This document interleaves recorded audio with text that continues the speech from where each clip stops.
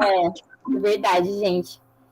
Então, Tem um carinho muito grande. A Camila, toda vez que tinha apresentação de seminário, ela sempre dava um show. Fiquem aí com a aula dela, muito boa. Aproveitem. Qualquer dúvida, pode colocar aqui no chat que depois eu passo para ela. que responsabilidade, hein, Amanda? Mas tá joia, pessoal. Olha, boa tarde. Então, meu nome é Camila. Eu sou aluna de doutorado do Império do Untia na FOP. Defendi meu mestrado esse ano.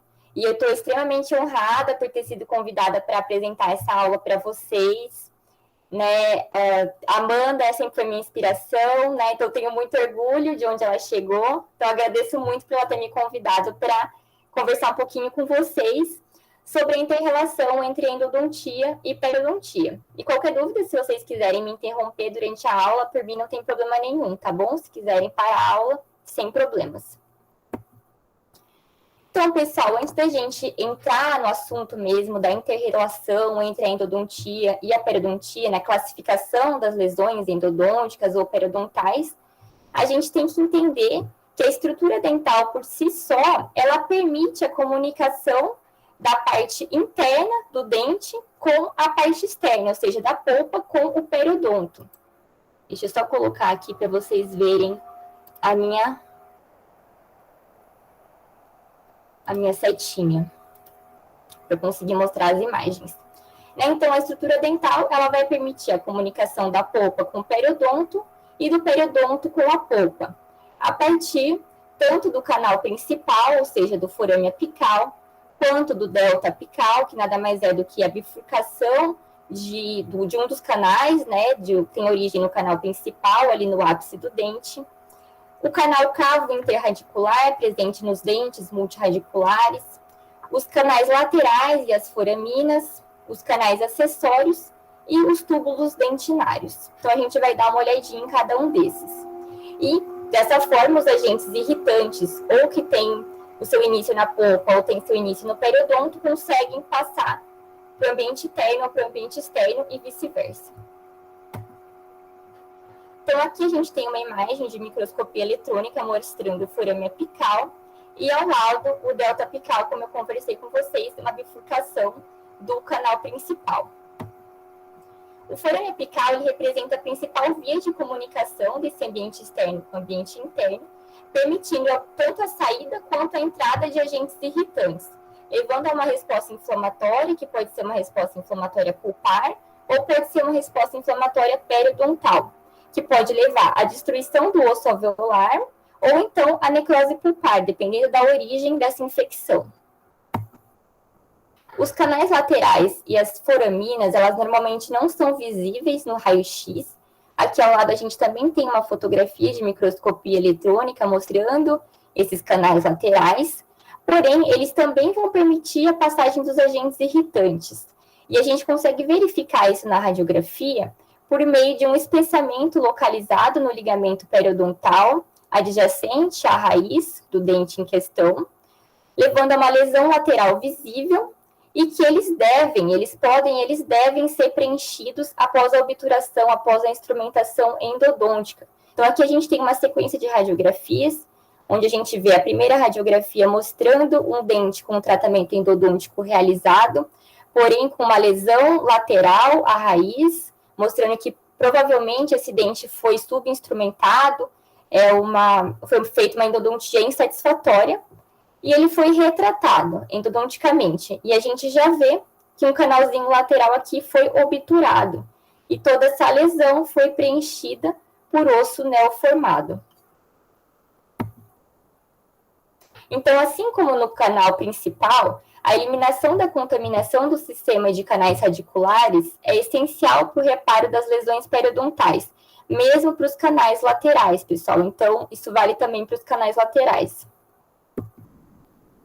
A gente tem também o canal cavo interradicular, que é um canal que está presente em dentes multirradiculares e que podem levar a uma lesão de furca de origem endodôntica, porque eles permitem a passagem dos agentes irritantes da polpa para o periodonto, tá? Então, ele vai levar a uma lesão de furca, diferente daquela que a gente conhece, de origem periodontal, ela vai ser de origem endodôntica.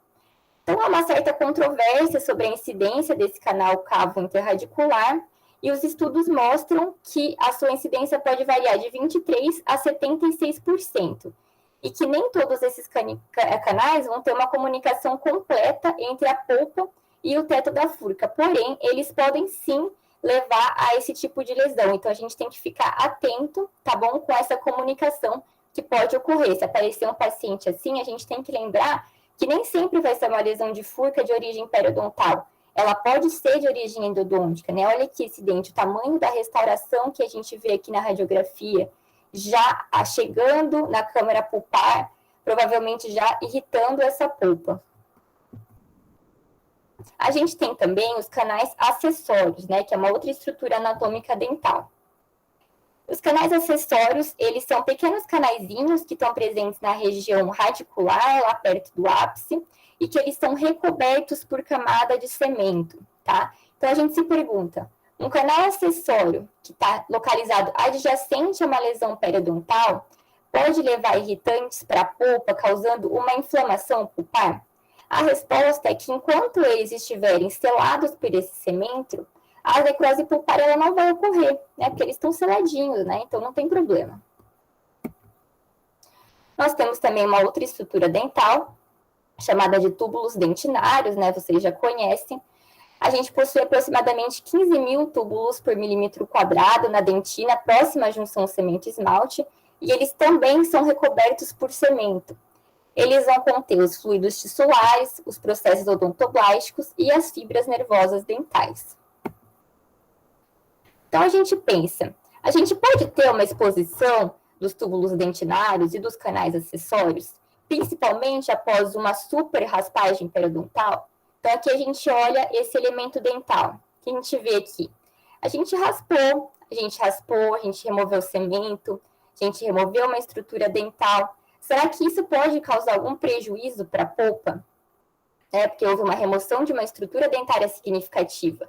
Expôs os túbulos, expôs os canais acessórios. A resposta é que essas superfícies radiculares que estão sem o cemento e que estão expostas ao meio bucal normal, sem lesão, né, não vão apresentar um efeito significante sobre a polpa. Porém, em caso de uma lesão periodontal adjacente a essa região, pode sim facilitar a contaminação da polpa, tá joia? Somente em casos de uma lesão adjacente, senão não tem problema.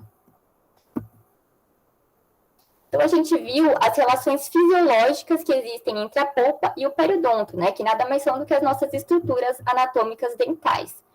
Porém, a gente tem também as relações não fisiológicas, outras formas que o dente pode se comunicar do ambiente interno para o ambiente externo e que são causadas ou por a presença de cáries extensas, ou causada pelo cirurgião dentista por conta de uma perfuração ou uma trepanação, ou por conta da presença de trincas e fraturas radiculares e também de reabsorções radiculares.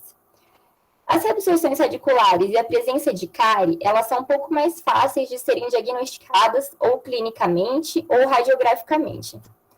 Porém, as perfurações e trepanações e as trincas e fraturas, elas já são um pouquinho mais complicadas.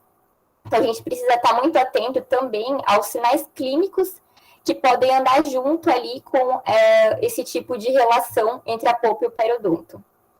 A gente vai conseguir fazer um diagnóstico bem certeiro com base num exame radiográfico que seja indicativo. Porém, se a gente não conseguiu visualizar muito bem no exame radiográfico, a gente vai precisar pedir um exame de imagem tridimensional, uma tomografia.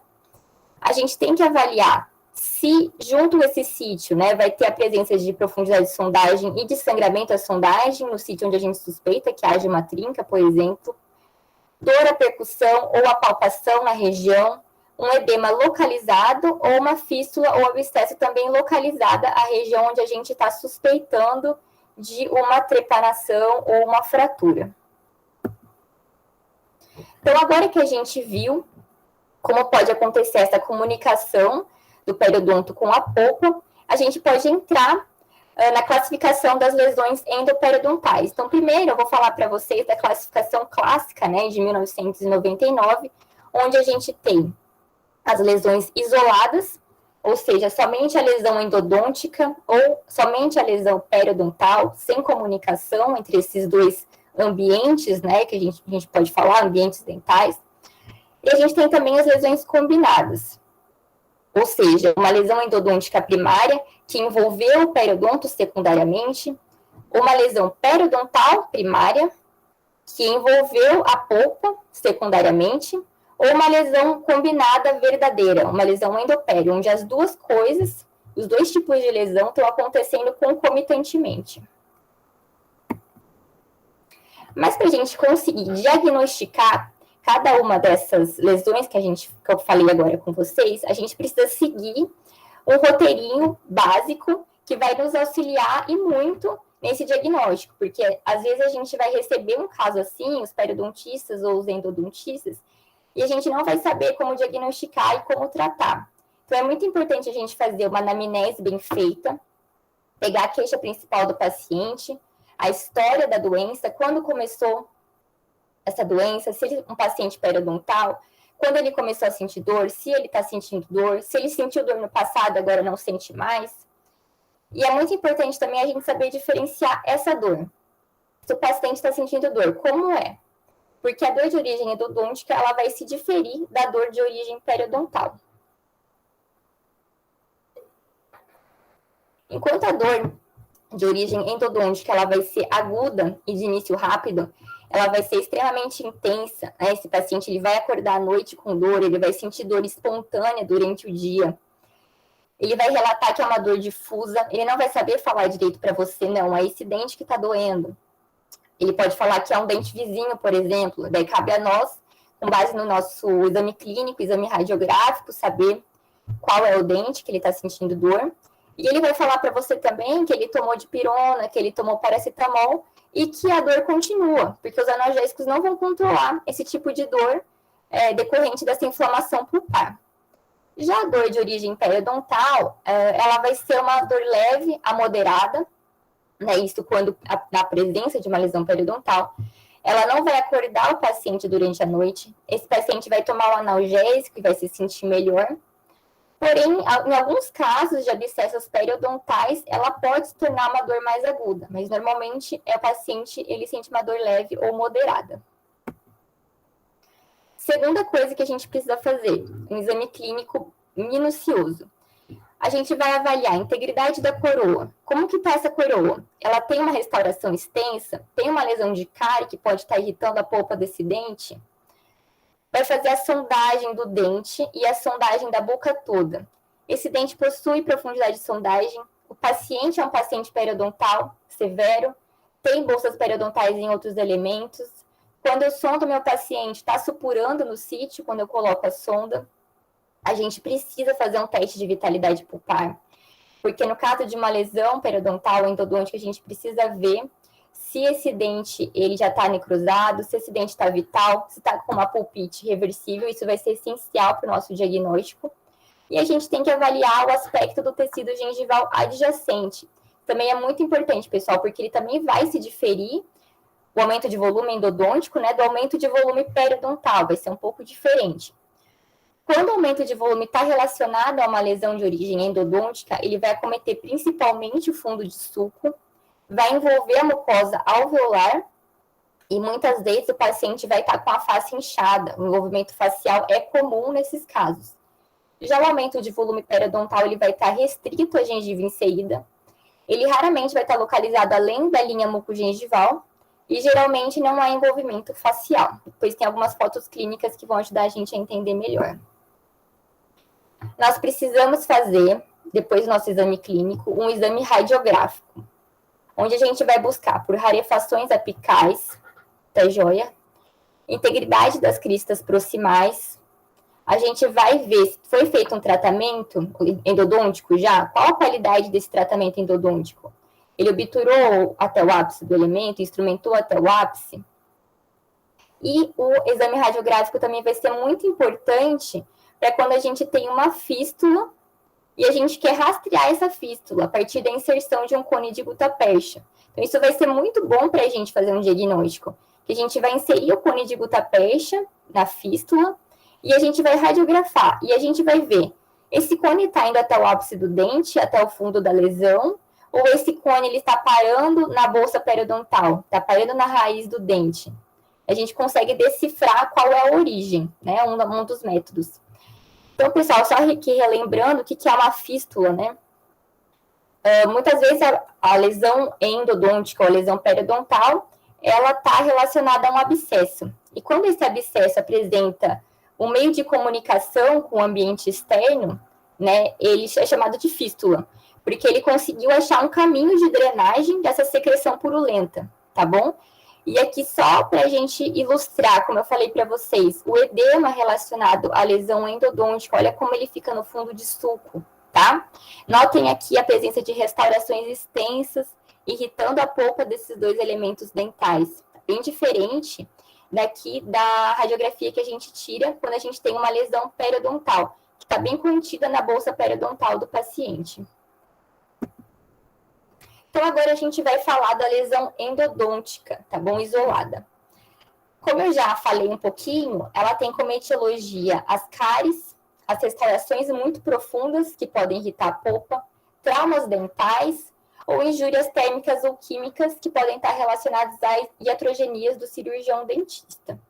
E para a gente fazer o diagnóstico dessas lesões endodônticas, a gente tem que fazer um teste térmico de vitalidade pulpar. É muito comum esse teste dar negativo, a polpa já está necrosada, quando a gente tem uma lesão de origem endodôntica, né, que já está extensa, como por exemplo nesse elemento dental aqui. A gente tem que avaliar a presença de cáries e restaurações, e a gente também pode ter uma drenagem da lesão via fístula, como eu mostrei a foto para vocês, ou via sulco gengival, por meio do ligamento periodontal, tá bom? Porém, aqui é importante, não há presença de bolsa periodontal verdadeira. A gente vai conseguir sondar essa região, porém vai ser uma sondagem estreita e uma sondagem difícil, tá bom? Porque não houve perda das estruturas periodontais, somente do osso alveolar.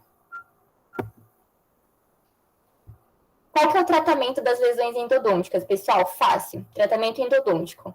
Após a remoção da fonte de contaminação, a neoformação óssea dentro de um período de 3 a 6 meses. E o prognóstico ele vai ser excelente quando o tratamento endodôntico foi bem executado. A neoformação óssea preenchendo a lesão e, assim, é ótimo, tá bom? Diferente do prognóstico da lesão periodontal, que eu vou comentar com vocês daqui a pouco.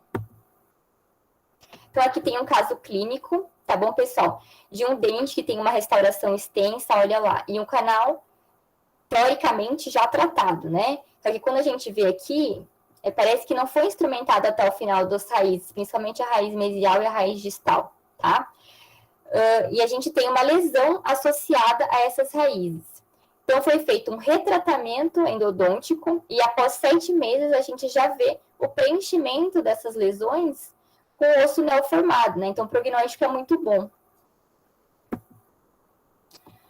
Já a lesão periodontal, ela vai ter etiologia estritamente em relação ao biofilme bacteriano, tá? E o diagnóstico, a gente vai conseguir visualizar também a partir do teste de vitalidade pulpar, que agora o teste de vitalidade pulpar vai ser positivo, a polpa vai estar vital, tá bom? Se a polpa já não estiver mais vital, ele vai entrar numa outra classificação, que a gente vai ver daqui a pouco, tá?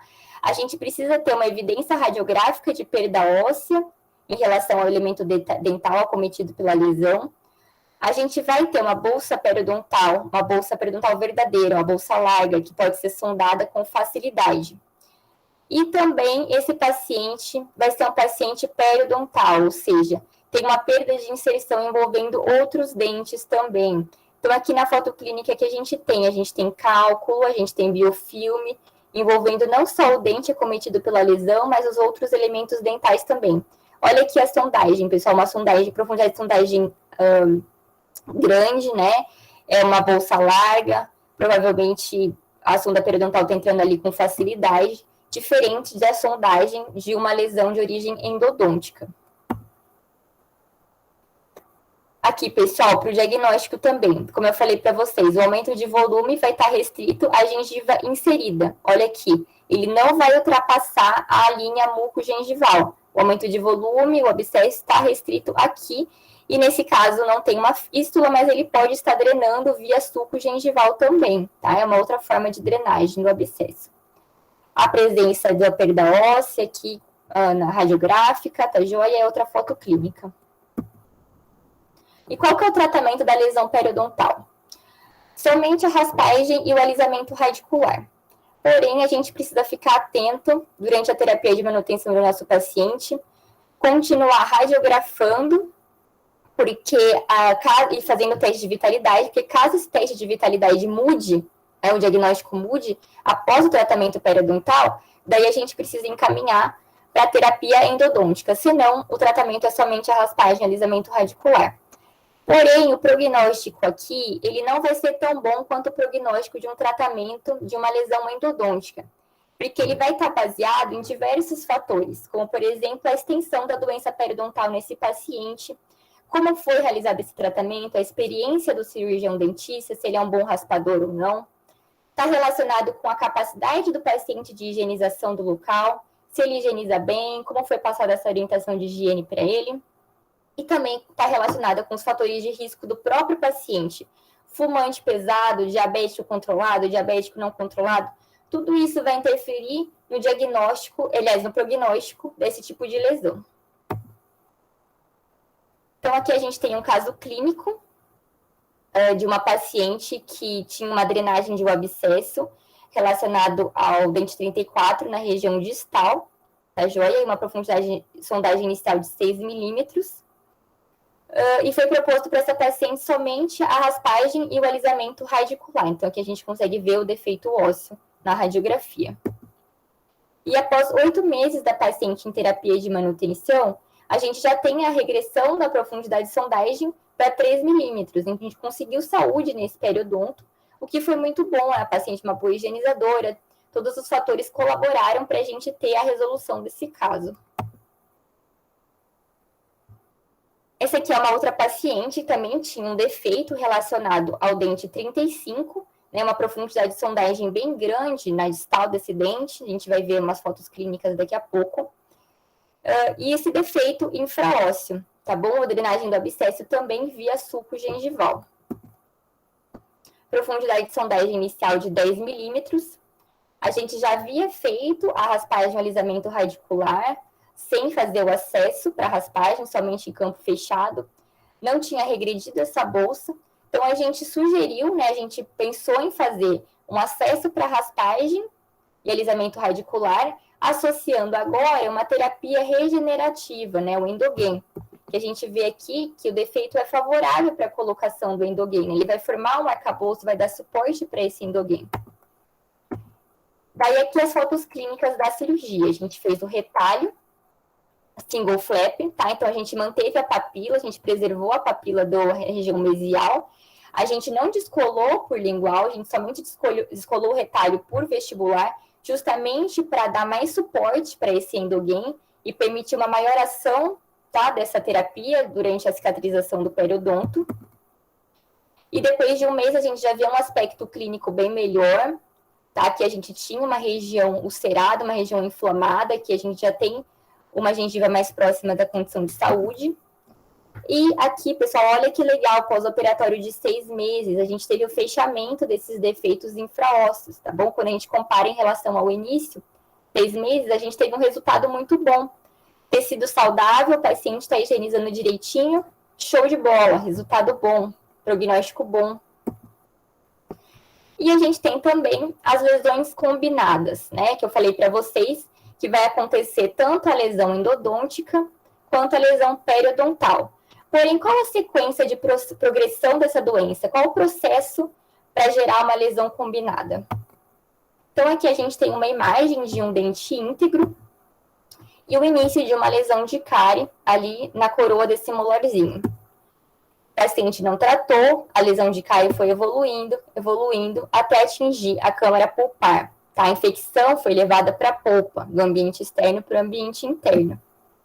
E atingiu o ângulo cavo interradicular, tá? Gerando aqui uma lesãozinha de fúrica de origem endodôntica que eu comentei para vocês. O paciente não tratou, o que foi acontecendo? Essa lesão foi progredindo, tá? Foi reabsorvendo o osso em relação a essa raiz aqui, até atingir todo o periodonto do elemento dental. Então, aqui a gente tem uma lesão de origem endodôntica que envolveu o periodonto dessa raiz.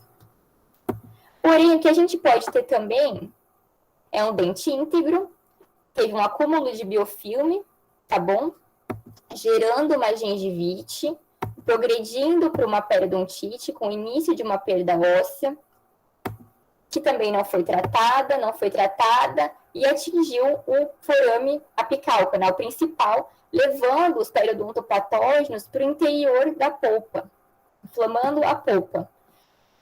Então, aqui a gente caracteriza uma lesão que teve origem no periodonto e envolveu a polpa, com envolvimento endodôntico.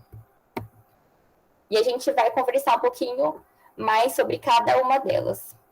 A lesão endodôntica com envolvimento periodontal é caracterizada principalmente porque o envolvimento pulpar vai preceder as mudanças periodontais, tá? Então, aqui a gente vai ter uma cárie ou alguma restauração extensa, alguma coisa que vai irritar a polpa e vai preceder as mudanças periodontais. Por exemplo, como eu mostrei ali no esqueminha, vai encontrar o ângulo cavo interradicular e vai levar a infecção para o periodonto. E essa lesão periapical, ela vai poder drenar tanto para a cavidade bucal pelo ligamento periodontal, que é destruição óssea, ou por meio das fístulas, como eu mostrei a imagem clínica para vocês. Pode ocasionar também uma bolsa periodontal profunda e localizada, que pode estender-se até o ápice do dente. Então, aqui a gente muito provavelmente vai ter uma profundidade de sondagem, mas que está localizada somente a esse dente. Então, pessoal, esse paciente não é um paciente periodontal, tá? Ele não tem uma bolsa periodontal profunda aqui. Ele tem uma lesão de cárie, tem uma restauração extensa, que levou a uma infecção que acometeu o periodonto dessa raiz. Então, como eu falei, tem como características a presença de uma lesão de cárie, restauração extensa, uma evidência de inflamação pulpar ou necrose que a gente consegue ver através dos testes de vitalidade. Então, a gente vai ter uma pulpite reversível ou, mais provavelmente, uma necrose pulpar, porque com essa extensão da lesão, provavelmente esse dente já necrosou. A presença de uma inflamação periodontal que está localizada somente nesse dente. A evidência radiográfica de perda óssea do elemento. E aqui, importante que eu já comentei com vocês, esse paciente não é um paciente periodontal, ele não apresenta doença periodontal, tá bom? Essa bolsa periodontal aqui está relacionada com a lesão endodôntica primária. Aqui a gente tem uma radiografia que está mostrando justamente isso. Uma coroa foi cimentada, um dente onde não tinha o canal tratado, tá? Irritou a polpa. Aqui dá para ver uma rarefação óssea na região de furca, na região apical. Teste de vitalidade pulpar negativo, necrose pulpar, presença de bolsa periodontal, porque a perda óssea se estendeu coronariamente, aqui a gente consegue entrar com uma sonda, tá bom? Localizada somente nesse dente. Qual que é o tratamento, pessoal? O tratamento endodôntico, tá? Igualzinho à lesão endodôntica primária. Porém, a gente pode precisar realizar um tratamento periodontal posterior quando necessário, mas normalmente a gente tem o fechamento da lesão após de 3 a 6 meses, né, de preservação do tratamento endodôntico. E o prognóstico vai depender da qualidade do tratamento realizado endodôntico, então, como a gente já viu nas lesões endodônticas primárias. Agora a gente vai falar das lesões periodontais com envolvimento endodôntico. Então, aqui eu já deixei em destaque. Paciente com periodontite. Aqui é outro perfil de paciente. Aqui o dente está rígido, pessoal. A polpa está inflamada, mas o dente está rígido. Por quê? O paciente tem bolsa, não só nesse dente, mas em outros dentes também. O paciente tem doença periodontal severa. Os periodontopatógenos estão chegando no ápice da raiz, estão entrando na polpa, causando inflamação, causando necrose, tá bom? Então, aqui, as bactérias da bolsa periodontal podem penetrar em canais acessórios ou no forame apical, em caso de doença periodontal avançada, resultando em necrose pulpar. Como característica, a gente tem bolsas profundas, destruição periodontal avançada, a presença de biofilme cálculo, isso aqui é muito importante, fator etiológico, biofilme, pessoal, biofilme, doença periodontal. E a infecção pulpar, a gente vai conseguir verificar através dos testes de vitalidade. Então, aqui eu estou falando bastante de teste de vitalidade, porque é muito importante. Todos os casos a gente vai ter que fazer o teste de vitalidade para a gente saber se teve já um envolvimento pulpar ou não, porque daí o nosso tratamento vai mudar, pessoal, não vai ser só mais o tratamento, a raspagem, né? A gente vai ter que fazer o tratamento de canal também. Então, para diagnosticar, a gente vai sondar a boca toda do paciente, a gente vai fazer o teste de vitalidade pulpar, e a gente vai verificar se esse paciente está com dor ou não, né? Se é uma pulpite irreversível já, se já necrosou a polpa, se ele está com dor relacionada ao periodonto, né? A gente vai conseguir diagnosticar isso com base numa anamnese feita com o paciente. E o tratamento, pessoal, qual é o tratamento?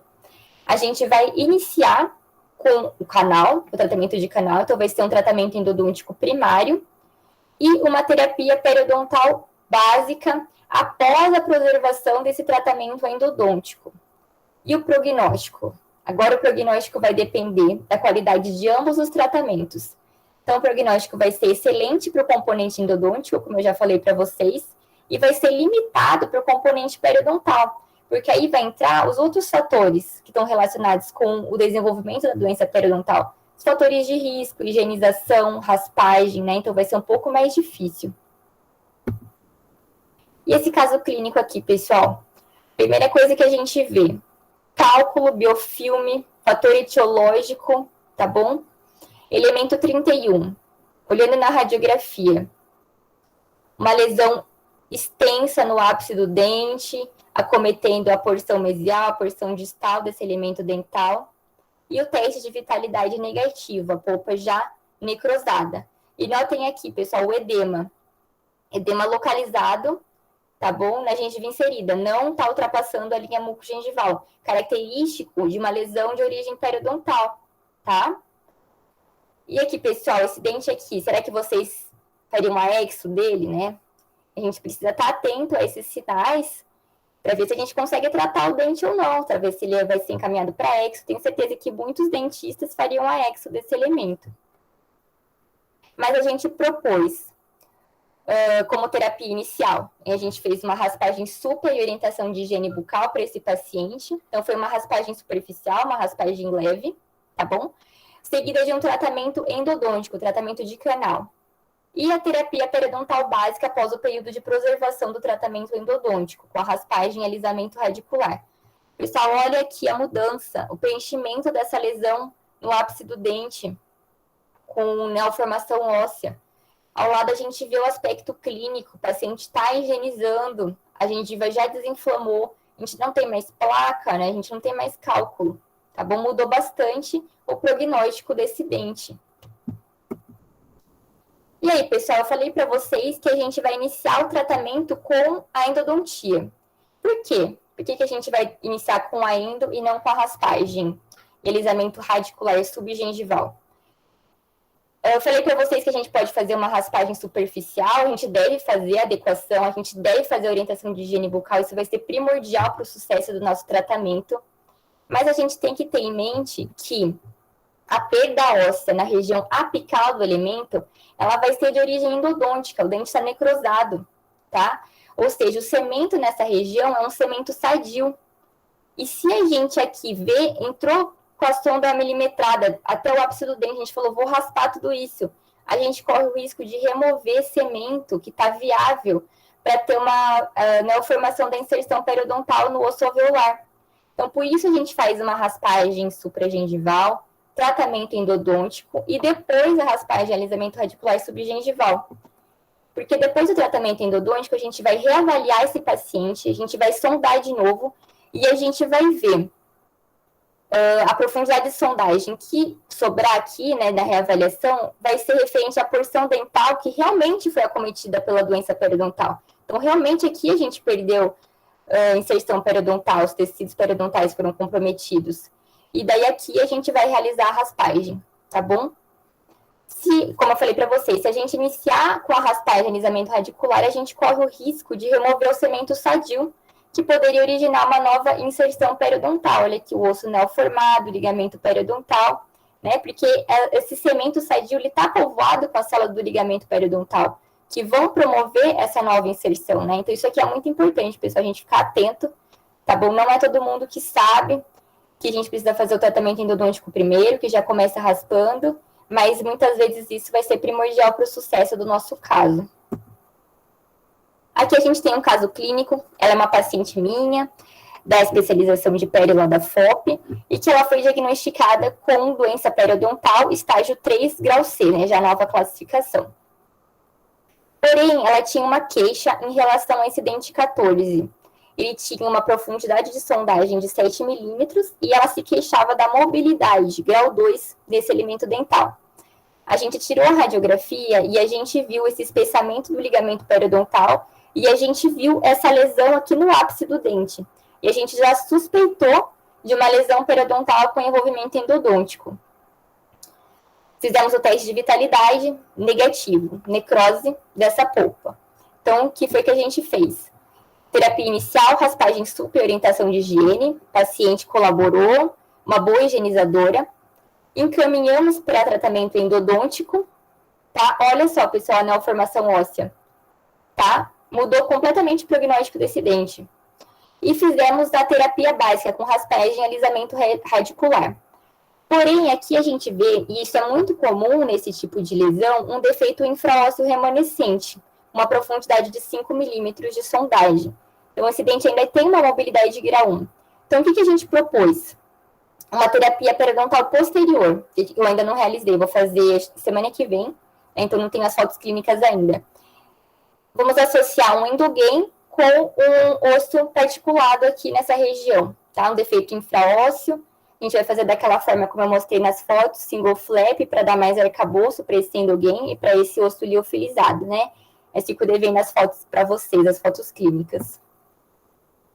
Então, resumindo, quais são os critérios de diagnóstico para a gente conseguir diferenciar uma lesão endodôntica primária de uma lesão periodontal primária? Uma criteriosa anamnese e exame clínico, restauração, pessoal, olha tudo, restauração, cárie, doença periodontal, tá? A gente tem que fazer o diagnóstico periodontal do paciente, não ter preguiça de fazer a sondagem, avaliar a vitalidade da polpa, muito importante, não pode pular esse passo, verificar se há uma comunicação com a margem gengival, então sondar o dente, verificar a supuração, sondagem estreita, difícil, sondar bolsa larga, sondagem fácil.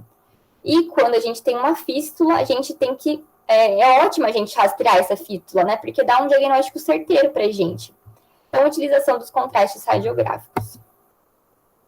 E a gente tem também as lesões combinadas verdadeiras, né? O que é isso? São as lesões que vão ocorrer ao mesmo tempo, né? Uma lesão periapical de origem endodôntica e uma destruição periodontal, independente da sequência de origem. Ou seja, a gente vai ter um paciente periodontal, com uma bolsa periodontal, infecção com periodontopatógenos se comunicando pelo ápice do dente, e a gente vai ter lesões de cárie, a gente vai ter restaurações extensas, ou trincas e fraturas, que estão acometendo a polpa desse dente, também levando os patógenos da polpa para a região do ápice radicular. Então, estão acontecendo juntos. Como características, a formação de bolsa se comunicando com a lesão endodôntica perirradicular, presença de lesões de cárie, como eu falei para vocês, e o paciente, um paciente periodontal, certo? Aqui um caso clínico. Pessoal, a primeira coisa que a gente vê, biofilme, tá, cálculo, placa, um paciente periodontal, e também uma restauração extensa nesse dente de amálgama, que aqui a gente vê que já chegou na câmara pulpar. Então, muito provavelmente, a lesão endodôntica e a lesão periodontal estão acontecendo juntas. A gente tem uma certa dificuldade de identificar qual a causa primária, mas isso não vai interferir muito no nosso tratamento, tá bom? O tratamento vai ser o mesmo, a gente vai ver daqui a pouco. Então, para o diagnóstico, como sempre, pessoal, exame periodontal de boca toda. Se vocês fizerem isso, vocês não vão errar. Teste de vitalidade pulpar, avaliação radiográfica e avaliação de uma possível fratura ou trinca na raiz, tá bom? Se vocês suspeitarem, fazer o raio-x e, sempre bom, uma tomografia, um exame de imagem tridimensional para a gente ter certeza. Ou uma cirurgia exploratória, dependendo do caso. Então, qual a sequência de tratamento para uma lesão combinada verdadeira? Sempre tratamento periodontal inicial, raspagem supra, controle profissional de placa, orientação de higiene bucal, tratamento endodôntico, seguido do período de preservação, tá? Existem alguns profissionais, alguns endodontistas, né? Estou conversando com um colega meu, que pega alguns casos que eu recebo na FOP, de lesão endopério, que eles deixam o dente um tempo com a medicação endodôntica para ter esse período de ação dos antimicrobianos dessa medicação na lesão, né? Então, eles vão saber explicar melhor do que eu, mas isso também é muito importante durante o período de preservação desse tratamento de canal. Seguido do tratamento periodontal básico com a raspagem e alisamento radicular, e o tratamento periodontal complementar. Então, como eu mostrei para vocês, muitas vezes a gente vai ter defeitos infraósseos que a gente vai precisar depois tratar, né, se for queixa do paciente, o paciente topar, com métodos regenerativos que vão melhorar o prognóstico desse alimento dental. E sempre a terapia de manutenção. Esse é um paciente periodontal. Ele vai precisar de acompanhamento, tá bom? Não só do dente com a lesão, mas da boca toda. Então, vamos mostrar alguns casinhos clínicos. Esse aqui é um dente 17, essa radiografia mostra esse dente 17, que tem uma lesão de furca grau 2, tanto por vestibular quanto por mesial. Por incrível que pareça, esse dente não tem mobilidade. Ele tem sangramento à sondagem em todos os sítios. Esse paciente é um paciente com doença periodontal também. A profundidade de sondagem, bolsa profunda, 10 milímetros na mesovestibular e na mesopalatina. 4 milímetros na distal e na palatina. Vitalidade dental negativa, necrose pulpar. Qual foi o tratamento proposto? Aqui essa foto já mostra o tratamento endodôntico realizado, né? Então, que já foi feito o tratamento endodôntico. Isso aqui realmente é a parte da lesão periodontal. Foi feita a preservação e a gente propôs, né, a ressecção da raiz mesial desse dente, seguida da terapia periodontal de suporte, né? Então, só para lembrar vocês, a ressecção da raiz mesial, ela é uma forma de tratamento das lesões de furca grau 2 ou 3, porque a gente consegue, talvez, transformar essa região em uma região onde o paciente consiga higienizar, principalmente em molares superiores, onde a gente não consegue tunelizar essa região para o paciente entrar com uma escovinha interdental. Fica muito difícil. E muitas vezes a gente tem dificuldade de raspar essa região de furca também, mesmo com acesso. Então, é sim a ressecção de raiz mesial, uma forma de tratamento dessas lesões de furca. Pré-operatório, a vista vestibular, mostrando a profundidade de sondagem de 10 milímetros na sonda Carolina do Norte. E a inflamação gengival, pessoal, olha isso, sangramento à sondagem em todos os sítios, tá bom? O paciente não está conseguindo higienizar, o paciente não... o dentista talvez não esteja conseguindo raspar muito bem também. Vista palatina, biofilme um pouquinho, supuração, sangramento à sondagem, tá bom? Profundidade de sondagem de 10 milímetros, na palatina também. Descolamento de retalho total, aqui a gente quer ver a crista óssea, quer ver a raiz mesial, aqui identificamos a raizinha mesial. E olha só, pessoal, na vista palatina que a gente encontrou cálculo, que a gente não conseguiu raspar, região que o paciente não está conseguindo higienizar, que é a raiz mesovestibular. E essa aqui é a imagem da raiz mesovestibular já seccionada, tá bom? Aqui, a vista palatina, né? E a raizinha aqui, ó, 10 milímetros. Estrutura da região. Gente, olha esse pós-operatório de uma semana, como já mudou o aspecto do tecido gengival. Pós-operatório de 3 meses, tecido lindinho, olha isso. Saudável, o paciente está conseguindo higienizar, ele está entrando com a escova interdental na região, mudou completamente o prognóstico desse dente, né? Radiografia pós-operatória de 3 meses. Quando a gente compara os 3 meses com o inicial, a gente vê a diferença. Toda essa lesão que estava relacionada com a raiz mesial, ela foi preenchida por osso neoformado, né? Na reavaliação clínica, o que a gente encontrou após um ano? Ausência de mobilidade, ausência de sangramento à sondagem, bom sinal, e profundidade de sondagem de 5 milímetros na vestibular, 5 na mesial e 3 milímetros na distal e na palatina. Então, a gente pode dizer que a gente teve sucesso nesse tratamento periodontal. E agora vocês podem se perguntar, qual que é o prognóstico desse tratamento ressectivo? Ele tem sucesso? Ele tem insucesso? Como é que funciona? Pessoal, os estudos mostram que há uma baixa taxa de insucesso dessa técnica de ressecção quando ela é bem indicada, variando de 4% a 17%. Então, a gente pode concluir que é uma taxa de insucesso baixa, porém um pouquinho variável, e as complicações que os estudos mostram, elas muitas vezes são de natureza não periodontal. Então, a gente tem que lembrar de algumas coisas antes de fazer uma ressecção. A gente tem que fazer o tratamento endodôntico, a gente tem que fazer a orientação de higiene do paciente, senão não adianta a gente fazer a ressecção radicular. Tem mais um casinho clínico. Essa paciente aqui, ela teve um trauma no dente 21. Ela também é uma paciente que tem doença periodontal e associou a doença periodontal a um trauma, né? Mobilidade grau 2 nesse dente, a gente fez uma contençãozinha nos dentes anteriores para dar mais conforto para a paciente, porque ela se sentia muito incomodada com essa mobilidade em dente anterior. Sangramento a sondagem presente em todos os sítios e profundidade de sondagem, gente, bolsa profunda, 11 milímetros na distal, 5 milímetros na vestibular, 9 milímetros na palatina e na mesial. Mais uma vez, necrose, vitalidade pulpar negativa. Então, aqui foi proposto para a paciente um tratamento inicial endodôntico, a preservação desse tratamento endodôntico, a terapia periodontal básica, com raspagem e alisamento radicular, e a terapia periodontal posterior, a gente propôs um enxerto ósseo, vou mostrar as fotos clínicas para vocês também, e a terapia periodontal de suporte, a terapia de manutenção. Após o tratamento endodôntico, radiografia de 3 meses, mostrando que a gente já melhorou a condição do periápice desse dente, porém a gente ainda tem um pouco de defeito infraósseo, que a gente pode melhorar com o tratamento periodontal posterior, com a adição de por exemplo, um enxerto ósseo liofilizado. Então, aqui, o pré-operatório mostra a paciente antes do início do tratamento periodontal posterior, descolamento do retalho, aqui mostra o defeito infraósseo, é um defeito bom para a gente fazer uma terapia regenerativa.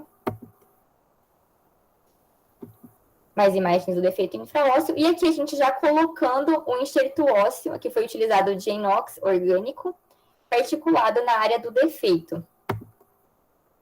Vista vestibular, né, vista palatina. E sutura do elemento dental. Pós-operatório de 1 semana. E o raio-x pós-operatório de 3 meses. Comparado com o inicial, a gente teve um bom ganho ósseo aí, mudou o prognóstico do dente, tá bom?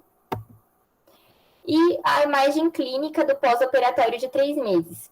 A gente teve uma recessãozinha, normal, né, gente? A gente tem uma recessão, porque depois da raspagem, do alisamento radicular, depois de todo o tratamento periodontal, o que acontece é que o tecido cicatriza com o epitélio juncional longo e ele tende a restabelecer o espaço biológico que antes ele não tinha.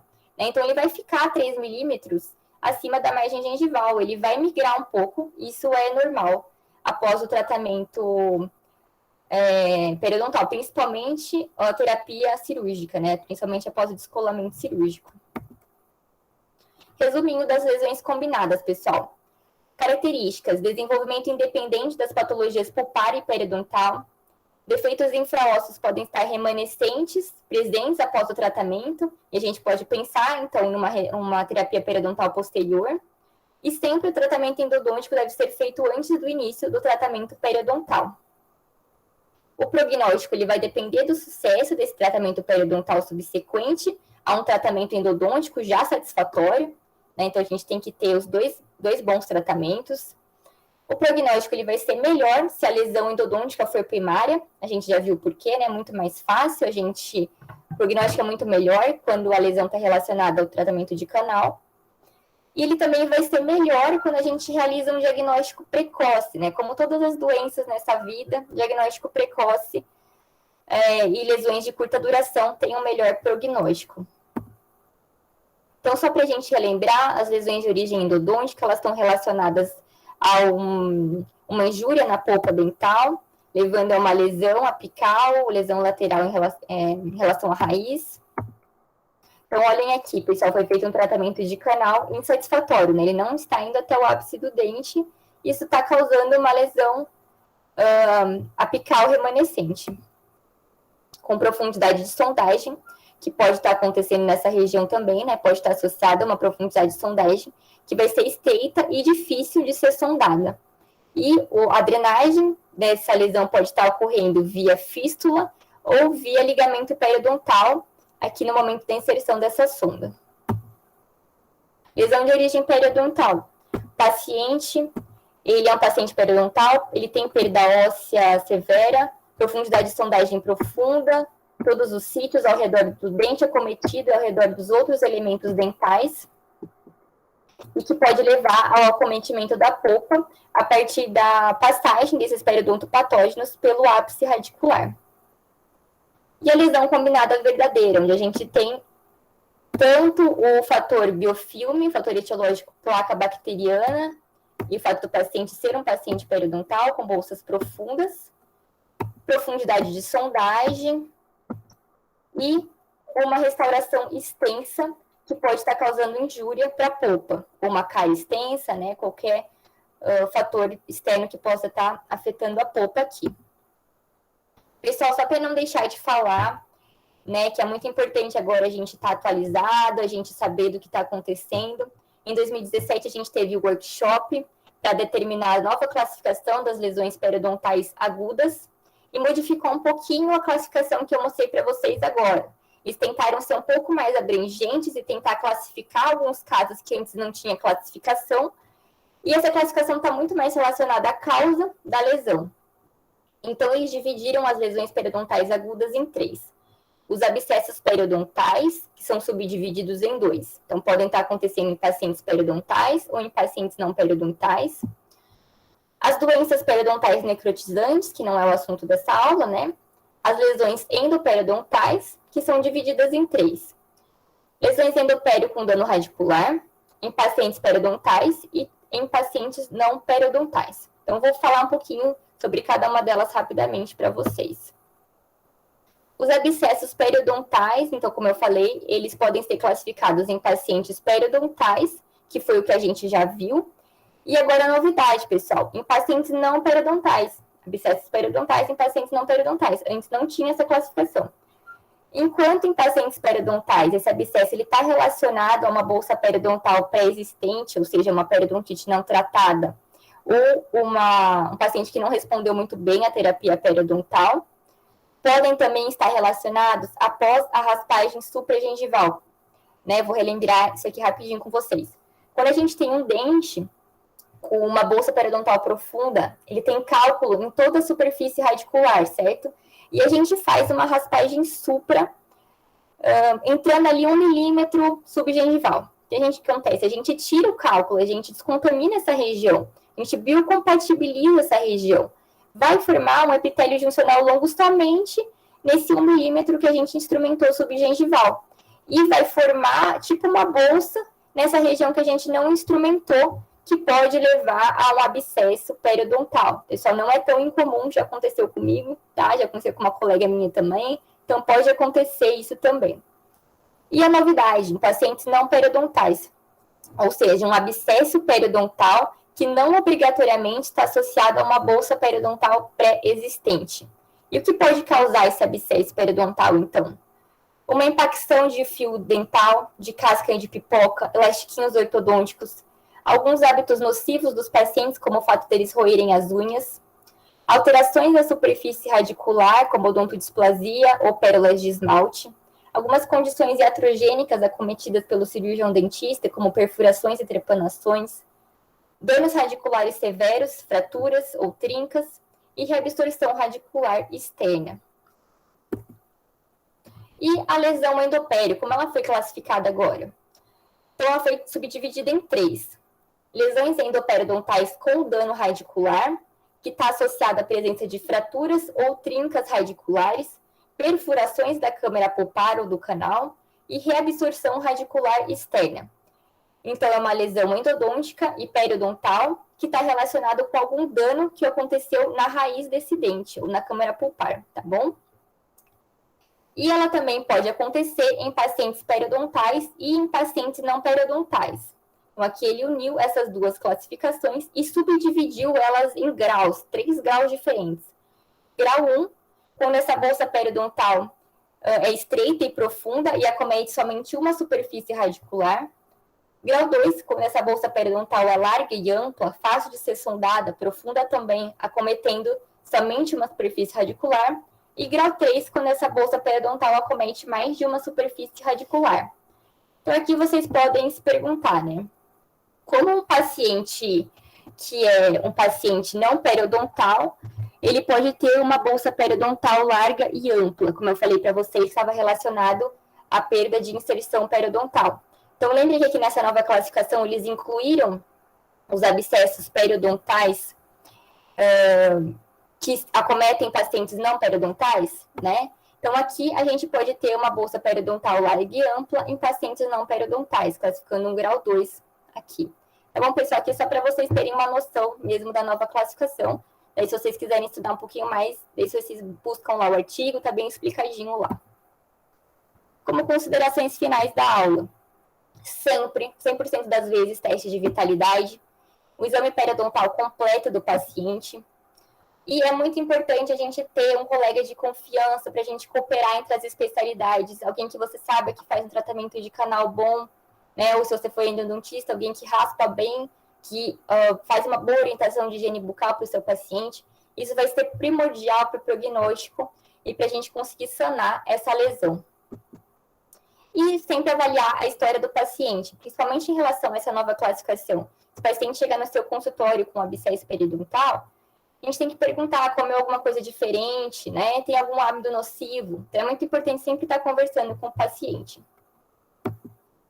Pessoal, muito obrigada. Agradeço muito a atenção de todos vocês. Me sinto muito honrada de poder passar um pouquinho do meu conhecimento para vocês. Espero que vocês tenham gostado da aula. Qualquer dúvida, vocês podem me perguntar ou me encaminhar um e-mail também. E eu coloquei uma foto aqui com a Amanda, na época que ela morava em Piracicaba ainda. Né? Sinto muita falta dos nossos encontros, Amanda. Muito obrigada pelo convite. Nossa, quanto tempo, gente. Sim. Maravilhosa a aula, Camila, não tem nem o que falar. Bastante caso clínico. Nossa, excelente, excelente. Obrigada, não tem pessoal. nem o que falar, muito boa mesmo. Os alunos aqui comentando, gostaram bastante também aqui da aula. Outros Obrigada, professores aqui participando também, a professora Patrícia, o professor tô lendo agora. Todo mundo gostando aqui bastante. Pessoal, alguém tem alguma dúvida, alguma consideração para falar com a Camila, alguma coisa? É muito assunto para pouco tempo, né? As dúvidas surgem quando a gente está estudando, quando a gente tem um caso clínico para resolver. Sim, aí vai aprendendo, vai tudo junto, mas, nossa, muito bacana. Obrigada, aqui, pessoal. Pelo que eu vi, ninguém tem nenhuma dúvida, nada. Eu agradeço aqui a presença da Camila, uma grande amiga, uma companheira de laboratório de Piracicaba. Toda vez que eu vou para Piracicaba, eu mando mensagem. Manda. Pessoal, vamos fazer alguma coisa? Vamos reunir? Como todo mundo? Ai, nem fale, gente. É difícil, a saudade é grande. Sim, sim. Aqui eu deixei a lista de presença também para o pessoal. O professor Vinícius quer fazer alguma consideração, alguma coisa? Somente parabenizar aí, é muito bom ver uma aula de tão grande excelência, cuidado, zelo, desde o material empregado até a conduta, né?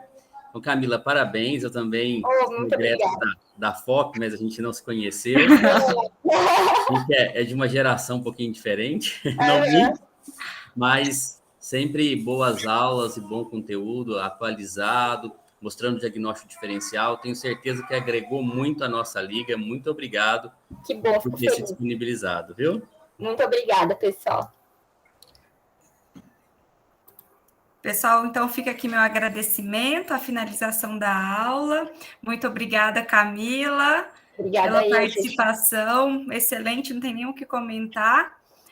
Depois eu vou pegar seus dados certinhos no WhatsApp para formar o seu certificado.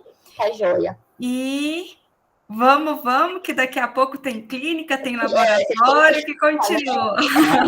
Então tá joia, pessoal. Muito obrigada pela atenção de todos. Fiquei muito feliz. Muito obrigada, gente. Boa aula, boa prova para vocês.